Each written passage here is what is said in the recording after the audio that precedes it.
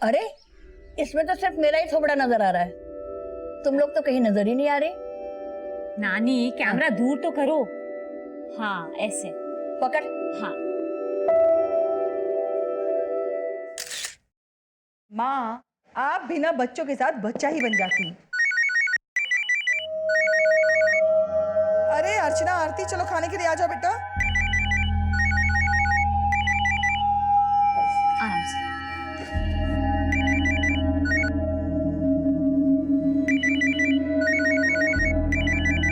कौन बार बार फोन कर रहा है? तेरे ऑफिस वाले कर रहे होंगे। अरे नहीं नानी, वो खाने के टाइम पे नो फोन, इसलिए स्विच ऑफ कर देती हूँ।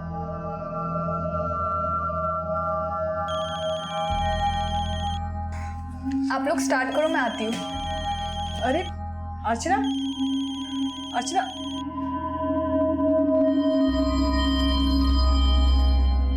तुम अपनी सिस्टर से बिल्कुल अलग हो। अलग तो होंगे ही, जुड़वा थोड़ी ना है। अरे मैं लुक्स की नहीं, तुम्हारे एटीट्यूड की बात कर रहा हूँ। अब देखो, तुम उसकी लाइफ में इंटरफेयर कर सकती हो नहीं ना, लेकिन वो तुम्हारी लाइफ में। बोलो बोलो, रुक क्यों गए? और क्या क्या अच्छा लगता है तुम्हें मुझ में? तुम उसके लिए कुछ ज्यादा ही ओवर प्रोटेक्टिव हो। तुम्हें प्रॉब्लम क्या है मुझसे? वो तो तुम अपनी एक्स वाइफ से पूछो ना जाके कि उससे क्या क्या प्रॉब्लम थी तुमसे। लेकिन अर्चना को कॉल करने की हिम्मत मत करना, बता रही हूँ, इट्स माय लास्ट वार्निंग। दीदी, अगर आपको लगता है कि आपके ये सब करने से मैं मुकुल से ब्रेकअप कर लूंगी तो आप बहुत बड़ी गलतफहमी में हो।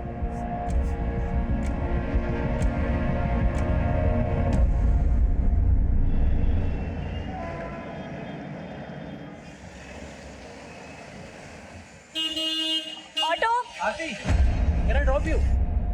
आ जाओ, कुछ बात ही करनी है तुमसे। क्या बात करनी है तुम्हें मुझसे? समझ में नहीं आता कल मैंने क्या कहा था? आरती, इतना ओवर रिएक्ट करने की जरूरत नहीं है, ठीक है? और वैसे भी तुम हम दोनों को रोक नहीं सकती हो।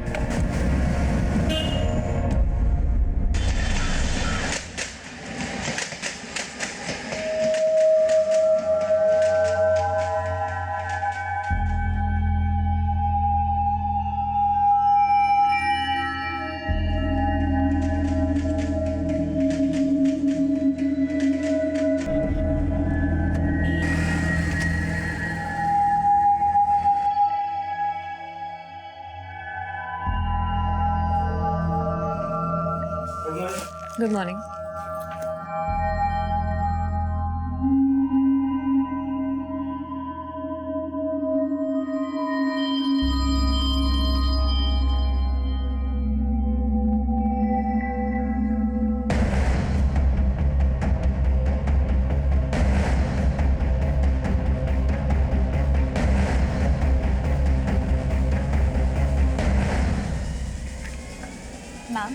मैम आई नो मिस्टेक हुई है। मिस्टेक? इट्स अ ब्लंडर आरती। पूरा 1.5 करोड़ का ट्रांजैक्शन था। How can you miss it? मैंने तुमसे ये एक्सपेक्ट नहीं किया था। ध्यान कहाँ रहता है तुम्हारा? मैम मैं रेक्टिफाई करती हूँ, मैं देखती हूँ क्या प्रॉब्लम हुआ था। अब मुझे फालतू के रीजंस मत बताओ। अब जो भी होगा ऑडिट में पता चल जाएगा और कितने ब्लंडर्स है। You can go now.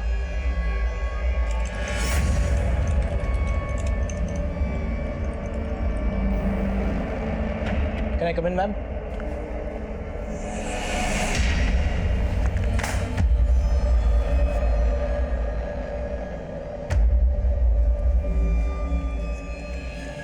क्या हुआ आरती?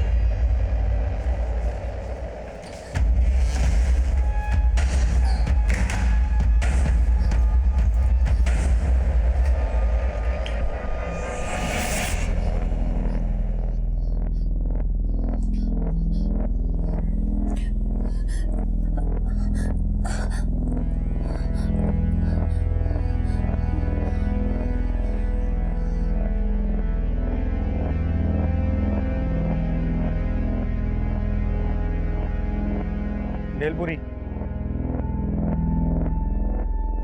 मुझे तो बहुत भूख लग रही है यार, सुबह से कुछ भी नहीं खाया। पता है क्या हुआ? सब ठीक है ना? हाँ। इस बार प्लान पक्का है ना? क्या फिर लास्ट मोमेंट पे कैंसिल कर दोगी? इस बार कोई प्लान कैंसिल नहीं होगा। मैंने 8 अप्रैल की टिकट्स भी बुक करवा ली है। कमान से निकला तीर दोबारा लौट के नहीं आता। और आरती भी एक ऐसा ही तीर छोड़ चुकी थी जिसने किसी को अंदर तक घायल कर दिया था। जो हुआ था वो गलत नहीं था, लेकिन अब जो होने वाला था वो गलत ही गलत था।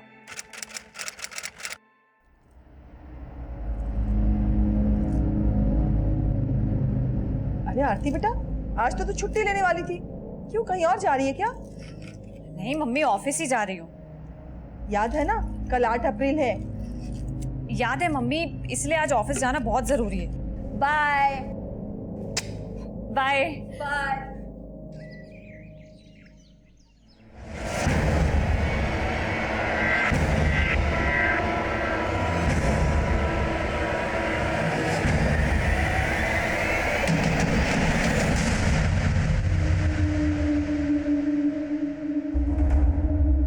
निशाद, ये सभी ट्रांजैक्शन का जीएसटी कैलकुलेट किया है मैंने, तुम एक बार चेक कर लो। हेलो, आरती ने बोला था तुमसे चेक कराने के लिए, चेक इट वंस। आरती कहाँ है? मैम वो आई नहीं अभी तक। आई नहीं?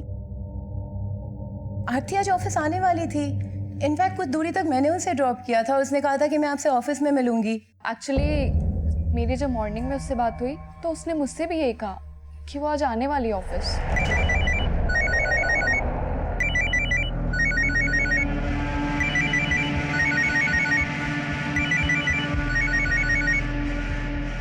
आरती फोन नहीं उठा रही है, शायद बिजी होगी। छोड़ो ना बिजी मैडम को। हो गया कनेक्ट। क्या हो गया? Yes, tickets are confirm. अब तो आरती दीदी भी बिल्कुल ये ट्रिप कैंसिल ही नहीं कर पाएगी। वो तो खुद बोल रही थी कि प्रोग्राम कैंसिल नहीं होगा। हाँ माँ, इतने टाइम के बाद हम सब इकट्ठे घूमने जा रहे हैं। अरे तू बैठ मत, जाके पैकिंग कर जल्दी से। जा जा। हाँ माँ, लेकिन पहले दीदी को तो आ जाने दो।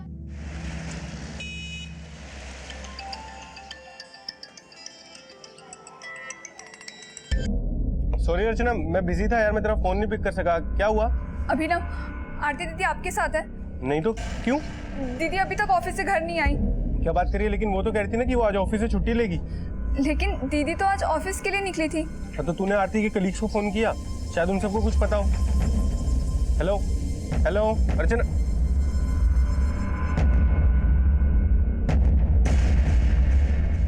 हेलो निशाद, मैं आरती की सिस्टर बात कर रही हूँ।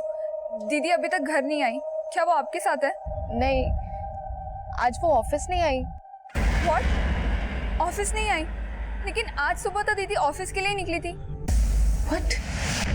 यही तो मैं बोल रही थी कि आरती आज छुट्टी करने ही नहीं वाली थी।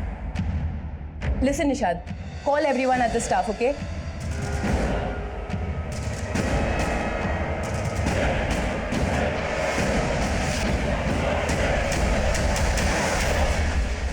नहीं लग रहा नंबर यार। नानी, ऐसा भी तो हो सकता है कि आरती को ऑफिस जाने से पहले कहीं और जाने का प्लान हो। अरे कहीं और कहाँ जा सकती है?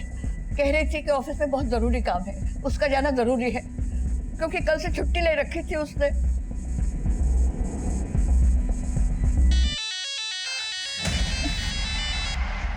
हेलो। पुलिस को इन्फॉर्म कर दिया? नहीं, अभी तक पुलिस को इन्फॉर्म नहीं किया। मैं बाद में बात करती हूँ। अर्चना, आरती की कोई न्यूज़? नहीं मम्मी, लेकिन हम पुलिस स्टेशन चलते हैं।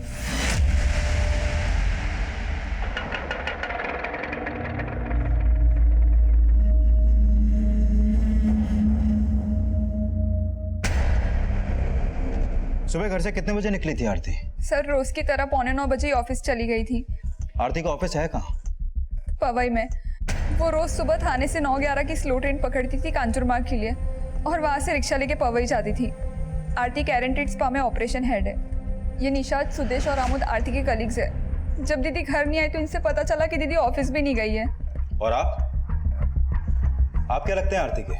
सर, ये अभिनव हमारा कजिन है। आरती अपने किसी दोस्त या रिश्तेदार के यहाँ भी तो जा सकती है।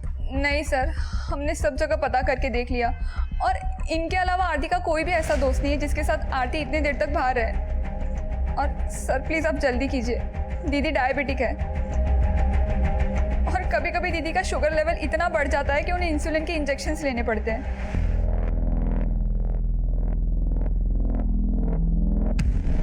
ऐसा भी तो हो सकता है कि घर से ऑफिस जाते हुए आरती कहीं पर बेहोश हो गई हो। 1 मिनट केशव, आरती का फोटो रेलवे पुलिस को भेजो।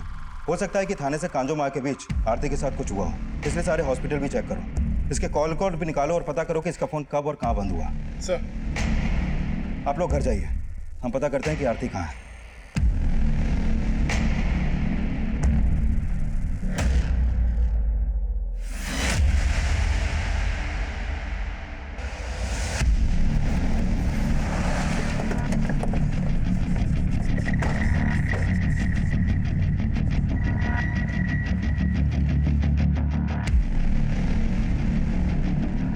देखिए, फुटेज में तो दिख रहा है कि कल आरती सुबह अपने घर से निकली तो थी, लेकिन ये कंफर्म है कि वो यहाँ से थाने स्टेशन पहुंची नहीं, क्योंकि हमने स्टेशन की भी फुटेज चेक की थी। अच्छा एक बात बताओ, आरती हमेशा लोकल ट्रेन से सफर करती थी या फिर बस, ऑटो या टैक्सी से भी? दीदी हमेशा ट्रेन से ही ट्रैवल करती थी। लेकिन कल उसने लोकल ट्रेन से सफर नहीं किया।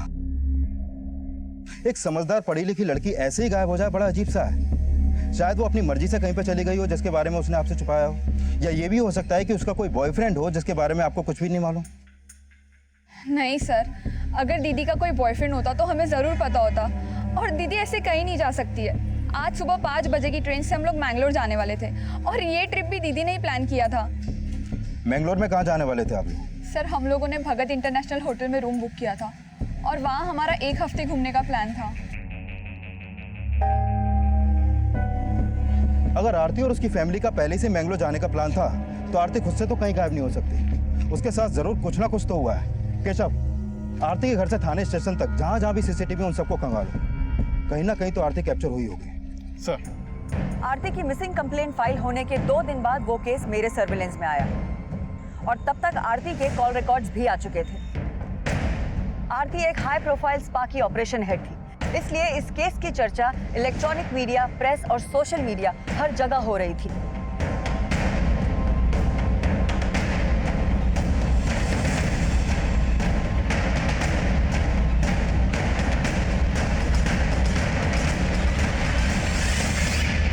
दीदी, अगर आपको लगता है कि आपके ये सब करने से मैं मुकुल से ब्रेकअप कर लूंगी, तो आप बहुत बड़ी गलतफहमी में हो। दीदी, आई एम सो सॉरी, मुझे आपसे ऐसे बात नहीं करनी चाहिए थी। मुझे भी ऐसे रिएक्ट नहीं करना चाहिए था, पर अपनी आदत से मजबूर हूँ अर्चना। अपनी ही बहन को उसके पैरों पे कुल्हाड़ी मारते ऐसे नहीं देख सकती।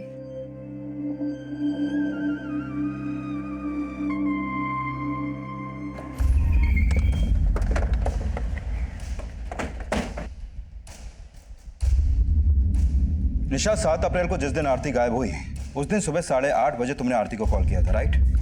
जी सर, मैंने उसे ऐसे ही कॉल किया था।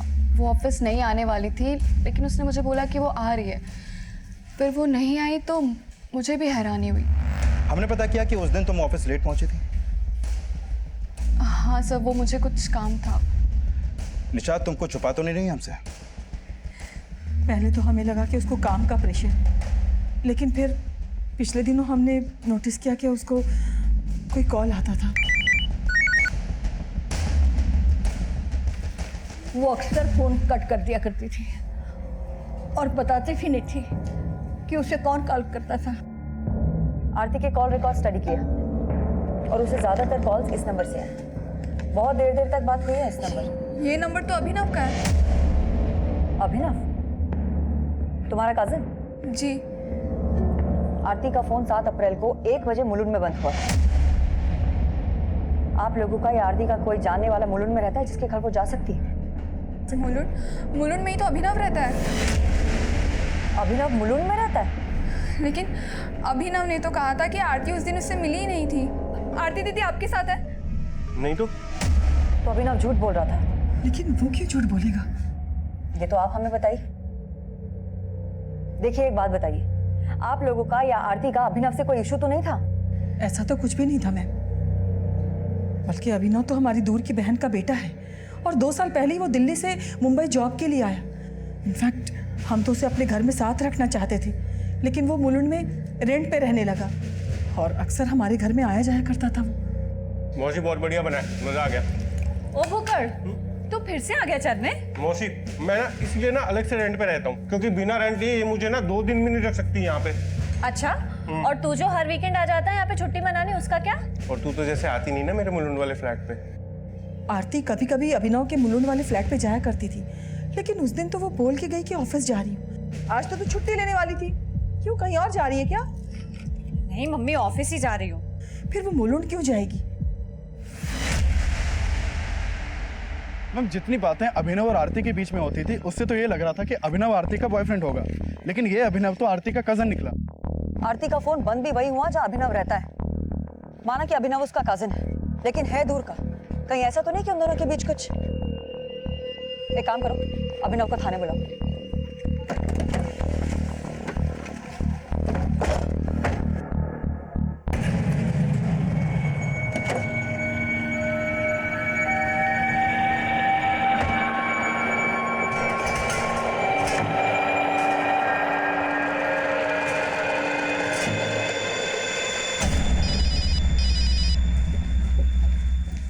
हेलो। नो जुबैर, तुम ना कुछ दिन मुझे पिक करने मत आओ ऑफिस। आज भी पुलिस आके गई है। ओके? निशाद, आरती की कोई अपडेट? No ma'am.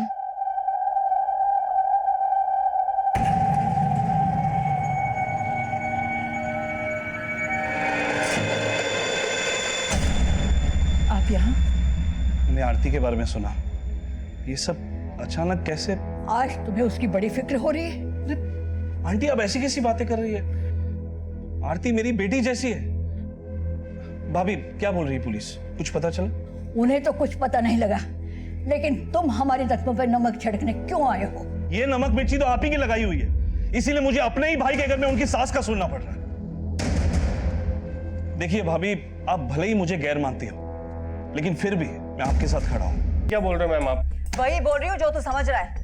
आरती के घर वालों ने बताया हमें कि कुछ दिनों पहले उसको फोन कर करके कोई परेशान करता था और वो फोन कट कर दिया करती थी, और तुझसे ज्यादा तो उसको कोई कॉल करता ही नहीं था। तो सीधे सीधे बता कि क्या टेंशन चल रही थी तुम दोनों के बीच में? मैम टेंशन तो थी, लेकिन हम दोनों के बीच में नहीं थी मैम। बात कुछ और थी। इस बार प्लान पक्का है ना? क्या फिर लास्ट मोमेंट पे कैंसिल कर दोगी? इस बार कोई प्लान कैंसिल नहीं होगा। मैंने 8 अप्रैल की टिकट्स भी बुक करवा ली है। गुड। मुझे सच में एक ब्रेक की जरूरत है, पता है? मैंगलोर घूम के आ, रिफ्रेश हो जा और फालतू का स्ट्रेस लेना बंद कर दे और हेल्थ पे ध्यान दे अपनी। मैम वो हंसती भी थी तो ऐसा लगता था जैसे वो दर्द में। क्या दर्द था उसको? मैम वो कभी कुछ शेयर नहीं करती थी, लेकिन एक बार उसने बताया था मुझे।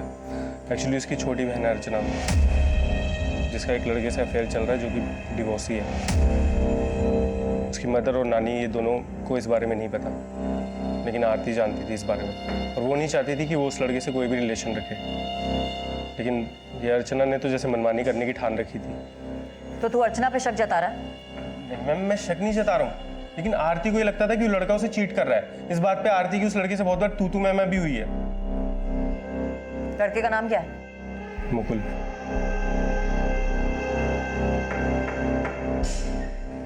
मैम इस पे शक किया तो ये आरती की बहन और उसके बॉयफ्रेंड का एंगल सामने ले आया। ये मुलुंड में जहाँ रहता है वहाँ पता करो, हो सकता है आरती को वहाँ किसी ने देखा हो। और हाँ, ये भी पता लगाओ कि ये मुकुल क्या चीज़ है। Okay ma'am. बोलो केशव। मैम 7 अप्रैल को आरती जिस दिन गायब हुई थी उसे थाने की एक बिल्डिंग के सीसीटीवी में कैप्चर होते हुए देखा गया था।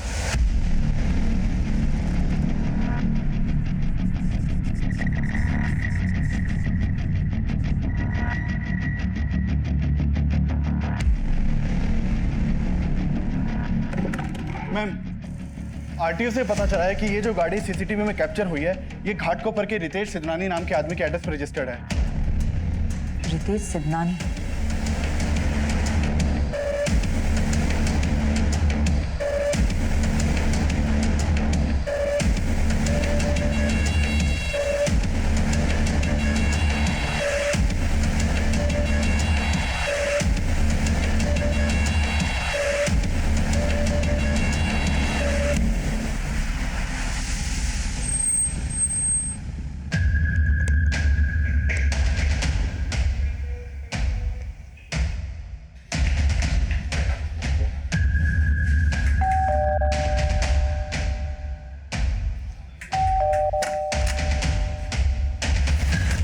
सिद्धनानी, जी मैं ही हूँ।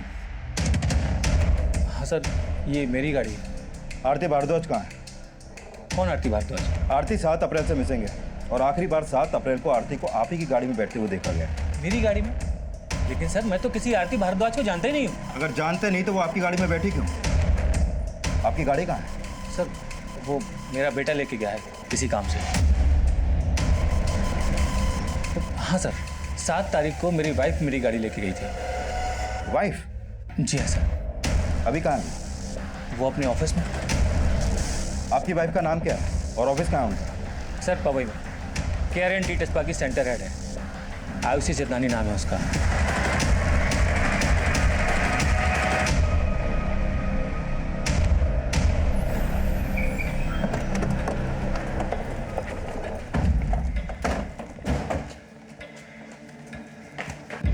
7 तारीख की सुबह से आरती तुम्हारे साथ थी। उसकी पूरी फैमिली उसके लिए परेशान है। तुम खुद सोशल मीडिया पे उसको ढूंढने के लिए कैंपेन चला रही हो। ये चक्कर क्या है? मैम, मैं मानती हूँ कि 7 अप्रैल आरती थोड़े टाइम के लिए हम लोग के साथ थी, पर अब मैं नहीं जानती कि वो कहाँ है। मैं मानती हूँ कि आप लोगों को मैंने ये बात नहीं बताई, लेकिन स्टाफ में सबको पता था। मैम, उस दिन मैं एक्चुअली सुदेश के साथ थी। सुदेश? ओके। मैम वो आरती है। मैंने हाँ आरती है। 1 minute. Auto, Aarti. Hi ma'am. Office जा रही हो? बैठो, आई ड्रॉप यू।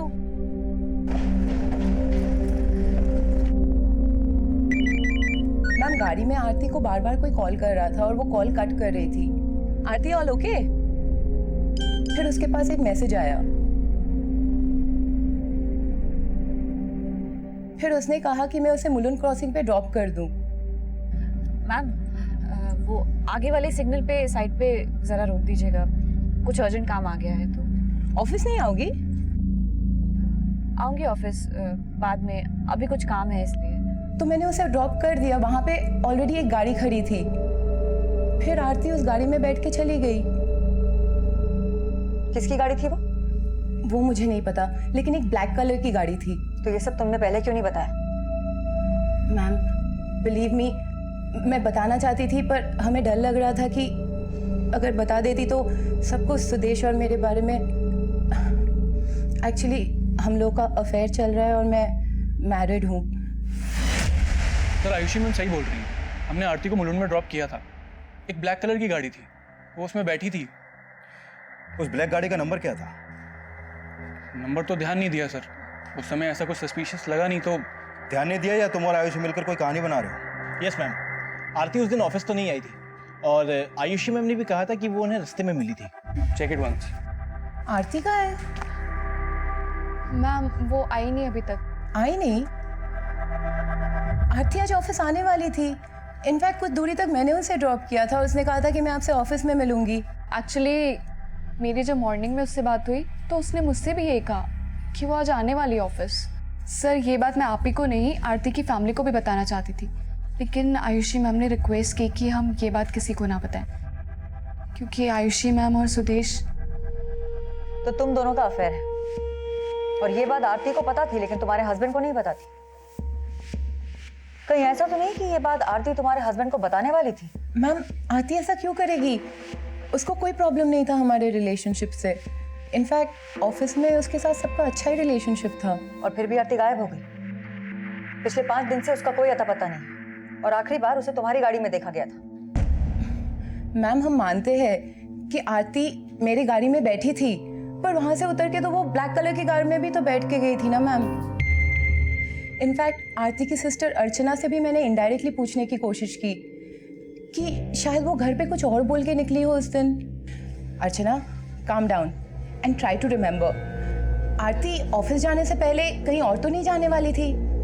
उसने तुमसे कुछ कहा था क्या? नहीं, उसने कुछ नहीं बताया। उसने कहा कि आज उसका ऑफिस जाना ज़रूरी है और उसे आने में देर हो जाएगी। मैम, हम मानते हैं कि आपसे ये बात हमने छुपाई। बस एक ही रीज़न था मैम कि हम दोनों का रिलेशनशिप पब्लिक ना हो जाए। और आपसे एक रिक्वेस्ट है, प्लीज़ ये बात मीडिया और मेरे हस्बैंड से शेयर मत कीजिएगा।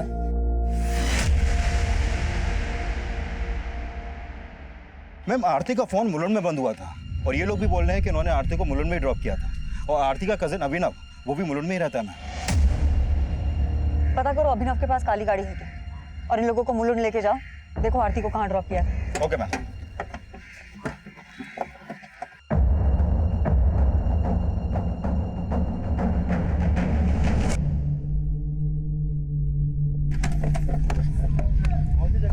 सर मैंने आरती को यही उतारा था, वो ब्लैक कलर की गाड़ी यही थी और वो उस डायरेक्शन में गई।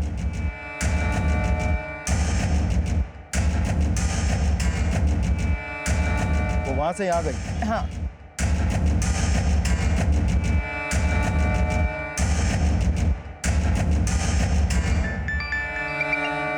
बोलो दामले। मैम आयुषी और सुदेश ने जो जगह दिखाई वहाँ आसपास में कोई भी सीसीटीवी नहीं है और मैंने पता किया अभिनव के पास ब्लैक कार क्या कोई भी गाड़ी नहीं। हाँ तो ये भी हो सकता है ना कि उसने कार किसी से हायर करी हो। अभिनव को अभी हम नहीं छोड़ सकते और सुदेश और आयुषी की बातें भी भरोसा नहीं किया जा सकता। तुम एक काम करो, आयुषी के हस्बैंड की कार को सीज करो और उसको फोरेंसिक के लिए भेज दो। मैम मैंने मुकुल के बारे में पता किया। काफी समय पहले आरती का उसकी बिल्डिंग के पास मुकुल के साथ झगड़ा हुआ था और ये झगड़ा आसपास के लोगों ने भी विटनेस किया था। मैम ये वहाँ के पास की सीसीटीवी की फुटेज है।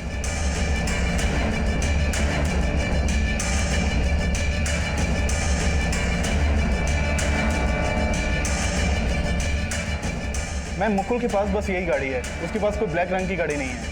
लेकिन एक बात तय है कि मुकुल का आरती के साथ में कोई इशू है। हो सकता है कि उसने किसी और की काली गाड़ी यूज करी। इस मुकुल की पूरी कुंडली निकालो और ये भी पता करो कि ये 7 अप्रैल को था कहाँ और आरती की बहन अर्चना को थाने बुलाओ। Okay ma'am. इसका मतलब आयुषी और सुदेश झूठी सिंपैथी दे रहे थे, झूठ कह रहे थे। देखा मम्मी, एक तो हम यहाँ आरती दीदी के लिए परेशान हो रहे थे और वहाँ उन्होंने हमें बताया भी नहीं कि आरती दीदी उनके कार में बैठी थी। लेकिन उन्होंने हमसे झूठ क्यों बोला? कहीं उन्होंने तो कुछ नहीं किया।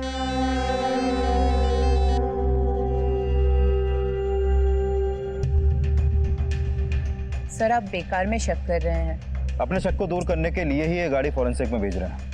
कुमार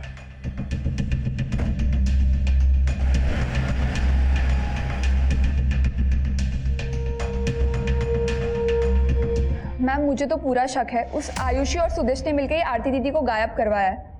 और वो क्यों गायब करेंगे उसको? वो सब मैं नहीं जानती, लेकिन 7 अप्रैल को आरती दीदी उन्हीं की गाड़ी में बैठी थी।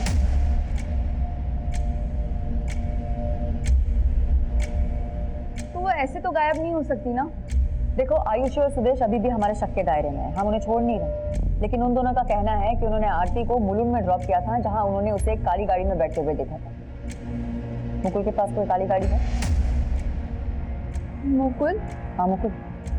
हमें पता चला तुम्हारा मुकुल के साथ में क्या रिश्ता है और ये भी पता चला कि आरती का क्या स्टैंड था मुकुल को लेकर। लगता है ये सब आपको अभिनव ने बताया होगा। उसकी तो आदत है 1 की 2 करने की और उसी ने दीदी को ये बोल के भड़काया था कि वो डिवोर्सी है।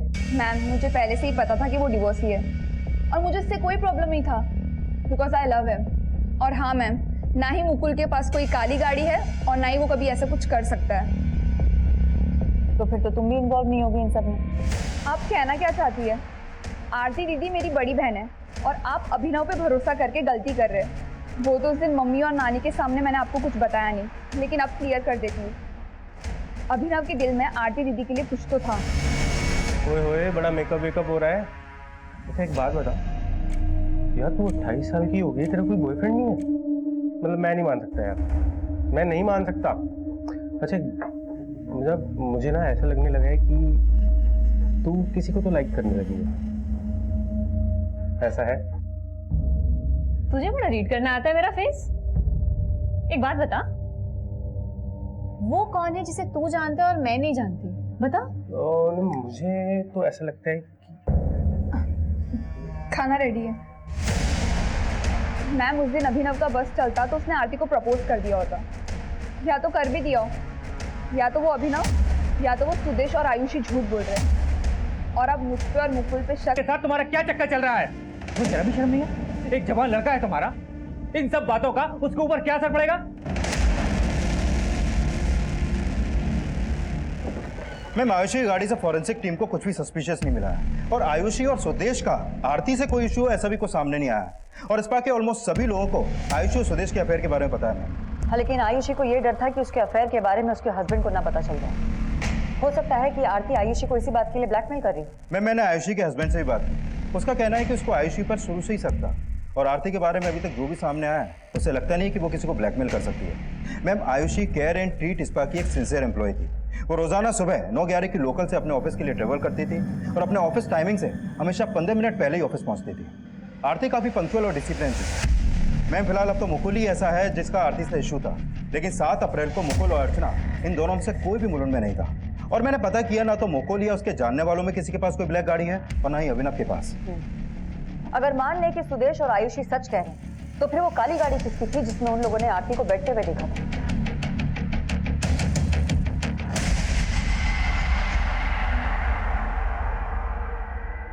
अच्छा जुबैर, मैं यहाँ से ऑटो ले लूंगी। डरो मत, कुछ नहीं होगा।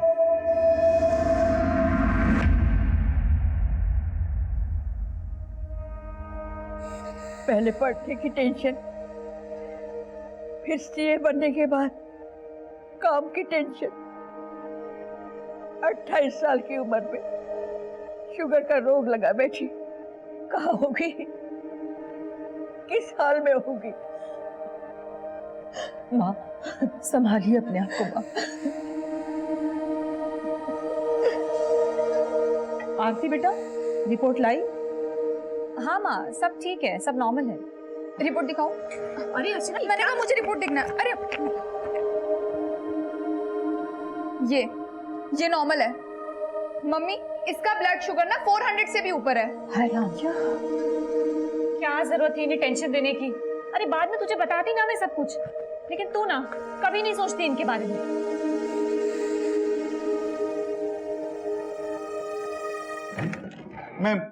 मैम आरती का एक चाचा है और उसके पास एक ब्लैक गाड़ी है और पता चला है कि आरती के चाचा का आरती की फैमिली के साथ बहुत पुराना झगड़ा है। कैसा झगड़ा? हमारा झगड़ा तो उसी दिन से शुरू हुआ जब मेरे दामाद का देहांत हो गया। ये फ्लैट मेरे दामाद के फादर के नाम है। मेरे दामाद के देहांत के बाद आरती का चाचा यानी राजेंद्र इस फ्लैट को बेचना चाहता था। देखो भाभी, इस फ्लैट के कॉस्ट का आधा पैसा तो देने की आप लोग की हालत है नहीं। ये फ्लैट बेचकर ही हिस्सा हो सकता है। ये फ्लैट तो नहीं बिकेगा चाचा। और रही बात आपके हिस्से की, तो जब भी आपके हिस्से के पैसे इकट्ठा हो जाएंगे हम आपको दे देंगे। दे देंगे? कैसे दे दोगे? ये जो 2-4 पैसे तुम कमाती हो ना, तुम्हें लगता है तुम मेरा हिस्सा वापस कर पाओगे? लेकिन चाचा मुझे कुछ सुनना नहीं है। मैंने एस्टेट एजेंट को बोल दिया है, कल से क्लाइंट आना शुरू हो जाएंगे। फिर ये फ्लैट देखने पार्टियां भी आने लगी थी, लेकिन आरती उन्हें भगा देती थी। आरती तू ये ठीक नहीं कर रही है। भाभी आप चाचा, आप अकेले मालिक नहीं हो इस घर के जो इस घर को बेचने का फैसला अकेले ले लो। आपके पैसे आपको मिल जाएंगे, लेकिन ये घर नहीं बिकेगा चाहे जो हो जाए। नहीं बिकेगा? अब तो ये घर बिकेगा और जरूर बिकेगा। मैं मजबूर कर दूंगा तुम सब लोगों को ये घर बेचने के लिए। हम तो पहले भी ये सब बताना चाहते थे, लेकिन हमें नहीं लगता था कि मेरा देवर इस हद तक जा सकता है। सर मेरी ब्लैक गाड़ी है, इसका मतलब ये थोड़ी कि मैंने कुछ कर दिया है। तुमने कुछ किया या नहीं वो हम देख लेंगे। शक के आधार पे आरती के चाचा राजेंद्र की कार की भी फॉरेंसिक जांच कराई गई, लेकिन उससे भी कुछ सामने नहीं आया था और ना ही किसी और सस्पेक्ट के खिलाफ कुछ मिल रहा था। सुदेश और आयुषी ने कहा कि इन्होंने आरती को मुलुंड में ड्रॉप किया जहां वो काली गाड़ी में बैठी थी, लेकिन ना तो वहां कोई सीसीटीवी है और ना ही हमें किसी काली गाड़ी की लीड मिली है जिसमें आरती 7 अप्रैल की सुबह बैठी हो। लेकिन मैम ये तो साफ है कि 7 अप्रैल की सुबह आरती आयुषी के हस्बैंड की गाड़ी में बैठी थी, लेकिन वो लोग आरती को क्यों गायब करेंगे इसका कोई भी मोटिव दिखाई नहीं दे रहा और फॉरेंसिक टीम को भी आयुषी की गाड़ी से कुछ भी सस्पिशियस नहीं मिला। आरती खुद से कहीं भाग जाए ये पॉसिबल नहीं, ना ही किडनैपिंग का कोई एंगल है और ना ही दुश्मनी के एंगल से हमारे हाथ कुछ लगा है। मुझे लगता है कि हमें फिर से एक बार सारी चीजें रिविजिट करनी चाहिए। थाने में आरती 8:40 को आयुषी की गाड़ी में बैठी हुई कैप्चर हुई। वहां से मुलुंड का रास्ता तकरीबन 15 मिनट का, लेकिन सुदेश और आयुषी ने कहा कि उन्होंने आरती को मुलुंड में 9:30 पर ड्रॉप किया।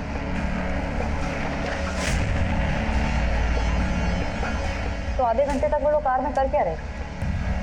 और आरती का फोन भी मुलुंड में 1 बजे बंद हुआ। सुबह 9 से दोपहर 1 बजे तक आरती मुलुंड में इतने टाइम होगी इसका कोई भी क्लू हमारे पास नहीं है। लेकिन ये भी तो हो सकता है कि आरती का फोन सुबह 9 बजे से दोपहर 1 बजे तक मुलुंड में हो और आरती कहीं और। अगर ऐसा है मोरे तो सिर्फ 2 ही जगह हो सकती है जहाँ आरती उस दौरान हो सकती है, या तो आयुषी की गाड़ी या फिर काली गाड़ी। तीसरी और कोई जगह नजर नहीं आ रही। मैम अगर हम आयुषी और सुदेश को सस्पेक्ट माने तो भी अभी तक हमारे पास इसका कोई लीड नहीं है, क्योंकि हमने आयुषी की कार की लोकेशन ट्रेस की थी। वो लोग मुलुंड से ट्रैवल करते हुए सुबह 10 बजे पवई अपने ऑफिस पहुंचे थे। आधे घंटे में वो आरती को गायब कर दें, ऐसा पॉसिबल नहीं है मैम। दामने, तुम्हें लगता है कि कोई काली गाड़ी होगी? 75 साल से दुनिया देख रही और वो महज 28 साल की। मेरी उम्र भी उसको लग जाए, लेकिन मेरी आरती को सही सलामत भेज दे। आरती बहुत जल्दी मिल जाएगी और घर वापस आ जाएगी, और जब वो वापस आ जाएगी माँ, तो वैसे ही आप ठीक हो जाएंगी। मैम आयुषी की गाड़ी ने 7 अप्रैल की रात 7 बजे घोड़बंदर के इस टोल नाका को क्रॉस किया और उसके करीब 2 घंटे बाद यानी 9 बजे ये गाड़ी इसी रूट से वापस आई। आयुषी रहती है घाटकोपर और सुदेश रहता है कल्याण। तो फिर ये दोनों 2 घंटे तक घोड़बंदर में कर क्या रहे? मैम हम दोनों अक्सर टाइम स्पेंड करने घोड़बंदर जाते थे। उस रात भी हम साथ में थे। इनफैक्ट जब हम घर पहुंचे तब हमें आरती के गायब होने का पता चला। ट्रस्ट मी, हमने कुछ नहीं किया है।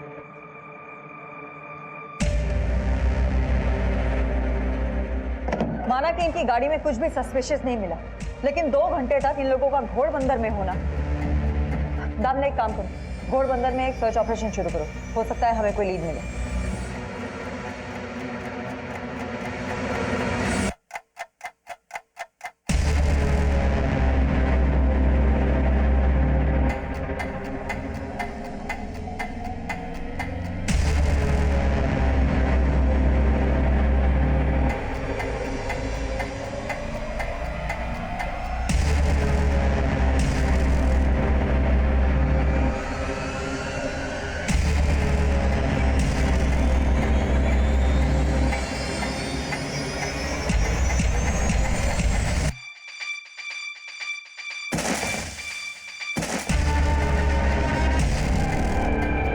केस तब होता जा रहा था, 1 महीना बीत चुका था, फिर हमें एक लीड मिली।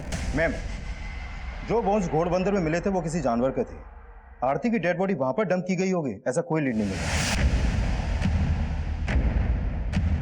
आरती को गायब हुए 1 महीने से ज्यादा बीत चुका था और काफी कोशिशों के बावजूद भी हम सोच नहीं पा रहे थे कि आरती को गायब करने के पीछे किसी का क्या मोटिव होगा, और ना ही किसी के खिलाफ कोई स्ट्रॉन्ग एविडेंस मिल रहा था। मैम मैंने आयुषी की बैंक स्टेटमेंट चेक की। 7 अप्रैल की रात को आयुषी ने घोड़बंदर के गैराज में अपना कार्ड स्वाइप किया था।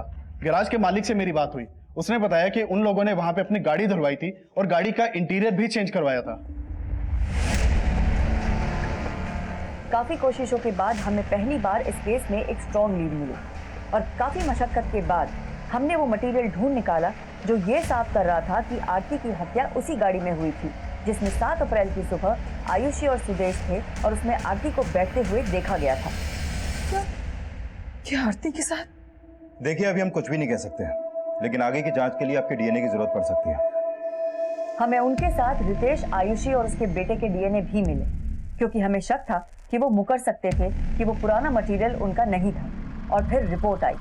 मैम आयुषी की गाड़ी के पुराने मटेरियल से जो ब्लड ट्रेसेस मिले थे उसका डीएनए आरती की मां के डीएनए से मैच करता है। और मैम आयुषी की गाड़ी के पुराने मटेरियल से आयुषी, उसके हस्बैंड और उसके बेटे के भी बाल मिले।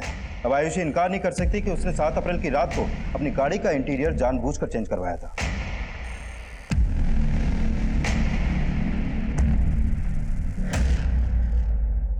चुप रहने से कोई फायदा नहीं है, गुनाह कबूल लो और बताओ आरती की डेड बॉडी को कहाँ ठिकाने लगाया। मैम मैंने नहीं मारा आरती को, प्लीज ट्रस्ट मी। अगर नहीं मारा तो आरती का ब्लड तुम्हारी गाड़ी में कैसे मिला? मैम आई नो मिस्टेक हुई है। मिस्टेक? इट्स अ ब्लंडर आरती। पूरा 1.5 करोड़ का ट्रांजैक्शन था। How can you miss it? गलती हुई थी मुझसे। 7 अप्रैल को नोटिस भी दे दिया था। मेरे घर में मेरे अलावा कमाने वाला कोई नहीं था। यही बात समझाने के लिए आयुषी गई थी आरती के पास, लेकिन आरती बहुत जिद्दी थी। आई नो तुम HR हेड हो, लेकिन ये मेरा डिपार्टमेंट है। और मैं अपना डिसीजन ले चुकी हूँ। ऑफिस में तो उसने बात तक करना बंद कर दिया था मुझसे। मैं फोन करता तो मेरा फोन नहीं उठाती थी। उस दिन लास्ट डे भी मैं आयुषी के साथ सिर्फ उससे रिक्वेस्ट करने ही गया था। Auto, Aarti, hi. आओ बैठो, I drop you. No thanks. Aarti, आज लास्ट डे मेरा, एक बार बात भी नहीं करोगी?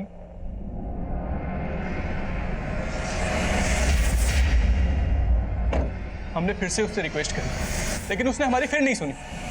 तुम्हें लगता है मैं गलत हूँ तो हूँ, लेकिन अब मैं पीछे नहीं हटने वाली। तुम्हें जो सोचना है सोचो, मुझे कुछ डिस्कस नहीं करना इस बारे में। Stop the car. आरती एक बार सुन तो ले। I said stop the car.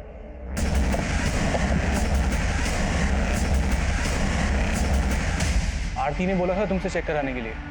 Check it once. आरती कहाँ है? मैम वो आई नहीं अभी तक।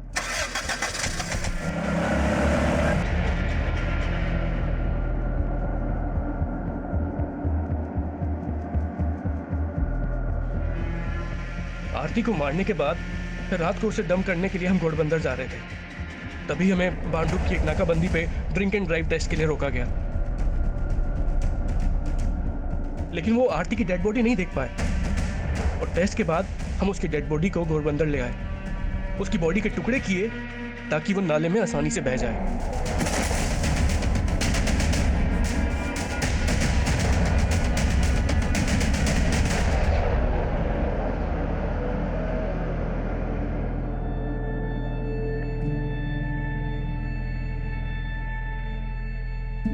मैम, हम पिछले कई दिनों से इस एरिया को सुबह से शाम तक लगातार सर्च कर रहे हैं, लेकिन आरती के बॉडी पार्ट्स होने का यहाँ पर कोई भी क्लू नहीं मिला।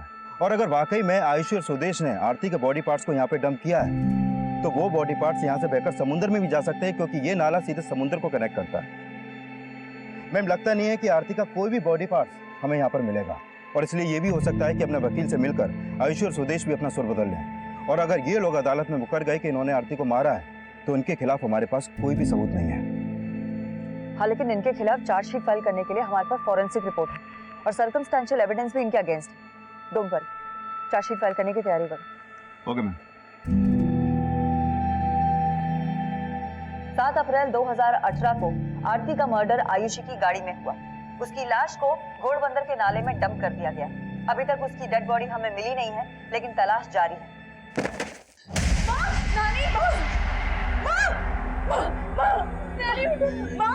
नानी क्या हो गया आपको?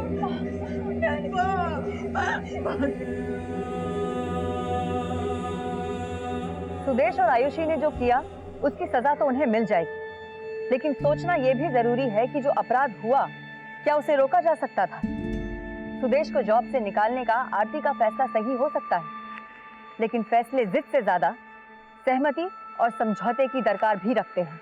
आरती जानती थी 7 अप्रैल 2018 को वो उस गाड़ी में जिन लोगों के साथ ट्रैवल कर रही थी वो उसका फैसला नहीं बदल पाएंगे, लेकिन उन लोगों के साथ जाने का एक गलत फैसला आरती की मौत का कारण बन गया।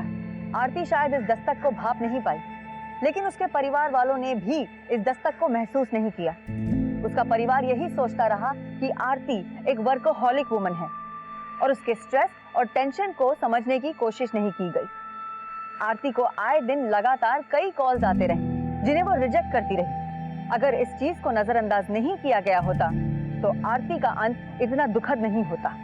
बात चाहे निजी जिंदगी से जुड़ी हो या कामकाज से, हर फैसले के पीछे एक हेल्दी डिस्कशन होना बहुत जरूरी है, क्योंकि आपसी डिस्कशन के बाद हर मुश्किल फैसला भी सहज, सुखद और सरल हो जाता है। इसी विचार के साथ हम आपसे इजाजत लेते हैं। फिर मिलेंगे एक और नए केस के साथ। तब तक आप अपना ख्याल रखें, सुरक्षित रहें और देखते रहें क्राइम पेट्रोल दस्तक। मकसद बताना नहीं, बचाना है। नमस्कार।